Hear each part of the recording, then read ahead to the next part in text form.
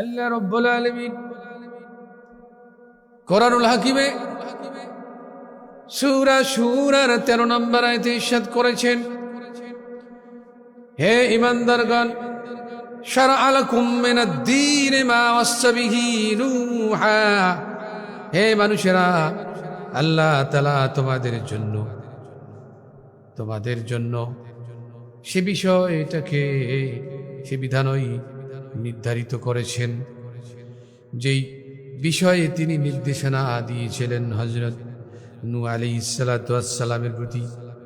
ওয়াল্লাযী আওহাইনা ইলাইকা, হে নবী, আর আমি আপনার প্রতি ওহী নাজিল করেছি সেটাই, মা ওয়াসা বিহি ইব্রাহিম ওয়া মূসা ওয়া ঈসা আন আকিমুদ্দীন ওয়া লা তাতাবাররাকু, যেই ওহী নাজিল করেছিলাম, যেই নির্দেশ দিয়েছিলাম আমি ইব্রাহিম, মূসা ও ঈসা আলাইহিস সালাতু ওয়াস সালামের প্রতি, সেই ওহী নাজিল, সেই নির্দেশনা আমি তোমাকেও নাজিল করেছি, তোমার প্রতি সেই প্রত্যাদেশ নাজিল করেছি। আর সেইটা হলো আন আকিমুদ্দীন ওয়া লা তাতাবাররাকু ফি, তুমি দ্বীন কায়েমের আন্দোলন করবে, কিন্তু এইখানে কোনো ধরনের মতবিরোধ করবে না। আমার ভাইয়েরা, নামাজ পড়া ফরজ, একামতুস সালাত এটা আমরা বুঝি, কিন্তু দ্বীন কায়েমের আন্দোলন করা ফরজ, এটা আমাদের বুঝতে অসুবিধা কোথায়? বাংলাদেশের অনেক আলেম ওলামা, লক্ষ লক্ষ আলেম ওলামা একামতে দ্বীনের ব্যাপারে অনীহা প্রকাশ করে, নাক ছিটকায়, কিন্তু তারা জানে না একামতে দ্বীনের আন্দোলন করাটা ফরজ। আল্লাহ রাব্বুল আলামিন বলছেন, ইন্নামা ইয়াখশাল্লাহা মিন ইবাদিহিল উলামা, আল্লাহু আকবার, নিশ্চয় বান্দাদের মধ্যে যারা আলেম তারাই আল্লাহ রাব্বুল আলামিনকে সবচেয়ে ভয় করে। এই ভয় করার অর্থ হলো আলেমরা ইলম অনুযায়ী আমল করে, তারা নবী রাসূলের ওয়ারিস। রাসূলুল্লাহ সাল্লাল্লাহু আলাইহি ওয়াসাল্লাম বলেছেন, ওয়া ইন্নাল উলামা ওয়ারাসাতুল আম্বিয়া, পরবর্তী যুগের ওলামায়ে কেরাম এরা নবীগণের উত্তরাধিকার, উত্তরসূরি। আর নিশ্চয় নবীগণ কোনো দিরহাম কিংবা দিরহাম রেখে যান নাই, তেনারা রেখে গিয়েছেন ইলম। সুতরাং তোমাদের মধ্যে যে ব্যক্তি ইলমকে গ্রহণ করবে সে মহামূল্যবান জিনিস অর্জন করল। ওলামায়ে কেরাম নবীগণের উত্তরাধিকার তখনই হবে যখন তারা নবীগণকে পুঙ্খানুপুঙ্খানুরূপে অনুসরণ করবে। আল্লাহ রাব্বুল আলামিন সূরা আল ইমরানে ইরশাদ করেছেন, কুনতুম খায়রা উম্মাতিন উখরিজাত লিন-নাস তা'মুরুনা বিল মা'রুফি ওয়া তানহাউনা আনিল মুনকার ওয়া তু'মিনুনা বিল্লাহ, আল্লাহু আকবার। তোমরাই সর্বোত্তম জাতি, তোমাদেরকে বের করা হয়েছে মানবতার কল্যাণের জন্য, মানব জাতির কল্যাণের জন্য তোমাদেরকে বের করা হয়েছে। তোমরা সৎ কাজের আদেশ করবে আর অসৎ কাজের নিষেধ করবে, আর তোমরা আল্লাহ রাব্বুল আলামিনের উপর ঈমান রাখবে। আমার ভাইয়েরা, বিজ্ঞ ওলামায়ে কেরামের দৃষ্টি আকর্ষণ করছি, সৎ কাজের আদেশ আপনি কখন দিবেন, অসৎ কাজের আদেশ আপনি কখন দিবেন? আপনি যখন ক্ষমতার মসনদে থাকবেন, পাওয়ারফুল ক্ষমতার অধিকারী আপনি, তখন আপনি ক্ষমতায় বসে সৎ কাজের আদেশ দেবেন, জনগণ সৎ কাজ করতে বাধ্য। আপনি অসৎ কাজের নিষেধ করবেন, জনগণ অসৎ কাজ করতে বাধ্য, অসৎ কাজ ছেড়ে দিতে বাধ্য, কারণ আপনার ক্ষমতা আছে। এই ক্ষমতার দায়িত্ব নেওয়ার জন্য আল্লাহ তাআলা উলামায়ে কেরামকে নির্বাচন করেছেন।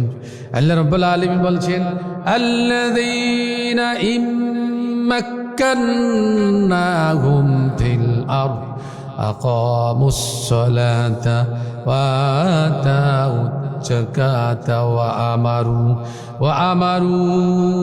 بالمعروف ونهوا عن المنكر ولله عاقبة الأمور الله أكبر ওমার ভাইরা মনোযোগ আকর্ষণ করছি দেখেন আল্লাহ রাব্বুল আলামিন সূরা হজে ইরশাদ করেছেন আমি তাদেরকে যদি ক্ষমতায় দেই তাহলে তারা চারটি কাজ করবে ক্ষমতার মসনদে বসে চারটি কাজ করবে একটি হলো আকামাস সালাত নামাজ কায়েম করবে ছোট বড় যাদের উপর নামাজ ফরজ হয়ে গেছে আজান হওয়ার সঙ্গে সঙ্গে দুনিয়ার সমস্ত কিছু ব্রেক হয়ে যাবে দুনিয়ার চাকা ব্রেক হয়ে যাবে যারা যেদিকে আসে মসজিদের দিকে তারা চলে যাবে নামাজ কায়েম হয়ে যাবে দুই নম্বর হলো জাকাত ভিত্তিক সমাজ ব্যবস্থা কায়েম হয়ে যাবে এই সমাজে কোনো অভাব অনটন থাকবে না তিন নম্বর হলো তারা সৎ কাজের আদেশ করবে আর চার নম্বর হলো তারা অসৎ কাজ থেকে নিষেধ করবে যতক্ষণ পর্যন্ত ক্ষমতার মসনদে আপনি বসতে পারবেন না ততক্ষণ পর্যন্ত এই চারটি কাজ আপনার দ্বারা সম্ভব নাই কারণ আমি উলামায়ে কেরাম শুধু আমরা জাতিকে অনুরোধ করতে পারবো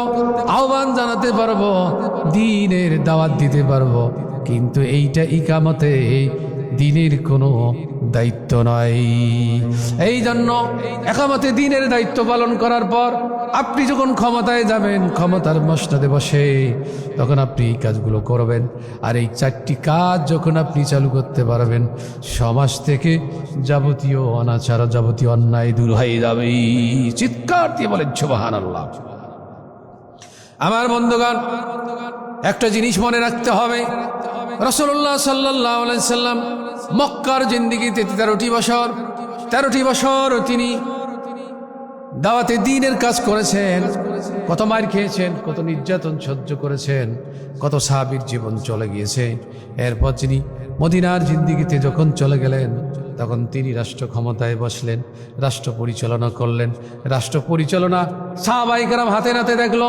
সাহাবায়ে কেরাম রাসূলুল্লাহ সাল্লাল্লাহু আলাইহি সাল্লামের কাছে রাষ্ট্র পরিচালনার নীতি নৈতিকতা শিখলেন পরবর্তীতে সাহাবায়ে কেরাম রাষ্ট্রের দায়িত্ব পালন করেছিলেন আপনি আমি কেমন আলেম আমরা মক্কার জিন্দিগি মানি কিন্তু মাদানী জিন্দিগি মানতে আমরা অপারগ আমাদের মতো জাহেল আলেম এই পৃথিবীতে আর নাই আমার ভাইয়েরা রাসূলুল্লাহ সাল্লাল্লাহু আলাইহি ওয়াসাল্লামের সাহাবীরা এত কিতাবাদি পড়ে নাই কিন্তু তারা কোরআনুল কারীমের ব্যাপারে ছিল দক্ষ রাসূলুল্লাহ সাল্লাল্লাহু আলাইহি ওয়াসাল্লামের মুখ নিশ্চিত জবান নিশ্চিত যে বাণীগুলো ছিল এই বাণীগুলোকে তারা রপ্ত করেছে রপ্ত করার পর রাষ্ট্র পরিচালনা করার মতো প্রয়োজনীয় যোগ্যতা আল্লাহ তাআলা তাদের মধ্যে দিয়েছেন আর আমরা হাজার হাজার কিতাব পড়ি কিন্তু রাষ্ট্র পরিচালনা করার মতো যোগ্যতা আমাদের মধ্যে আসে নাই কারণটা হলো জাকাত সদকা ফিতরা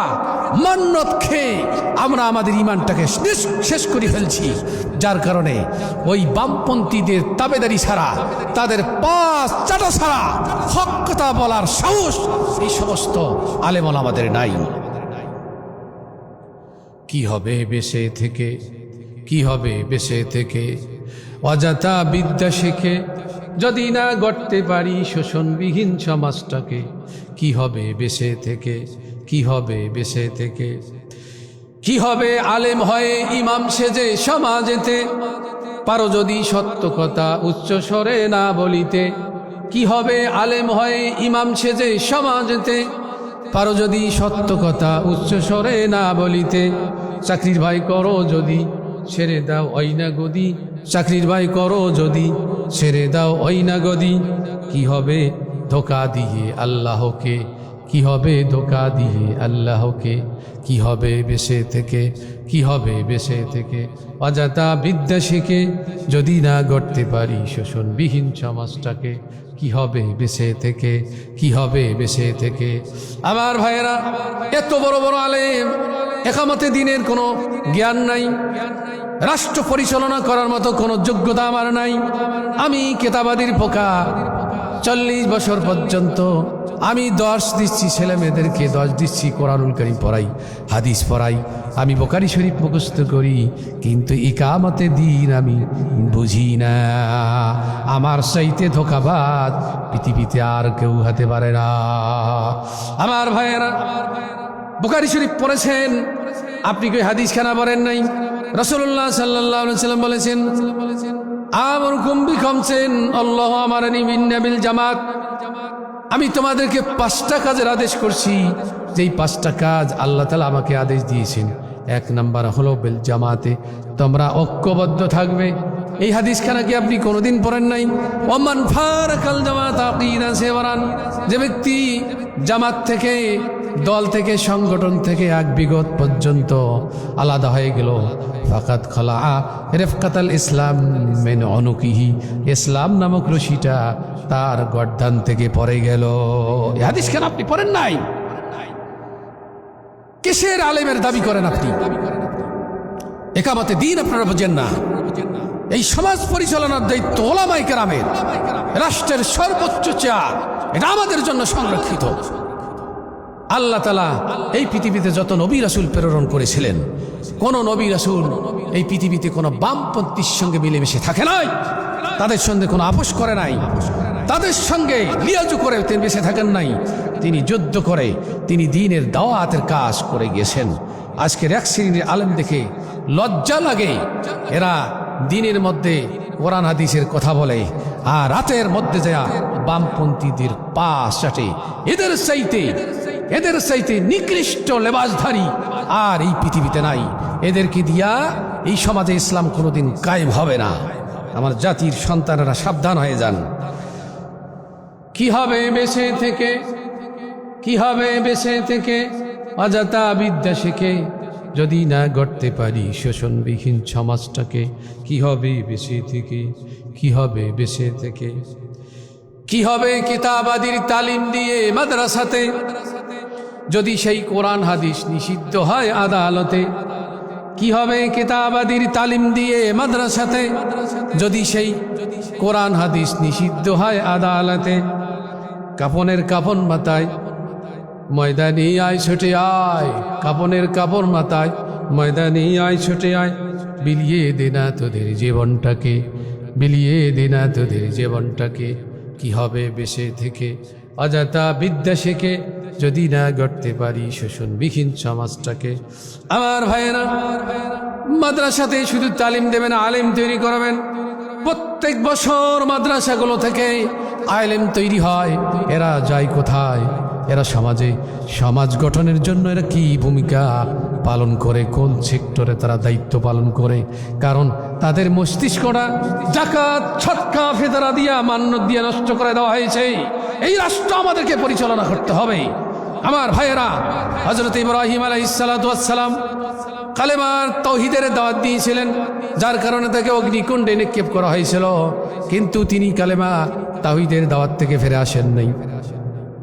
হযরত মুসা আলাইহিস সালাতু ওয়াস সালাম কালেমা তাওহীদের দাওয়াত দিয়েছিল, অন্যায়ের বিপক্ষে অবস্থার কারণে তাকে দেশ ছাড়তে বাধ্য হয়েছিল, কিন্তু তিনি কালেমা তাওহীদের দাওয়াত থেকে ফিরে আসেন নাই। হযরত ঈসা আলাইহিস সালাতু ওয়াস সালাম কালেমার দাওয়াত দিয়েছিলেন, কালেমা তাওহীদের দাওয়াত দিয়েছিলেন, হকের দাওয়াত দিয়েছিলেন। হকের কারণে তাকে শুলে চড়ে হত্যার ষড়যন্ত্র করা হয়েছিল, তিনিও কালেমা তৈবার দাওয়াত থেকে বের আসেন নাই।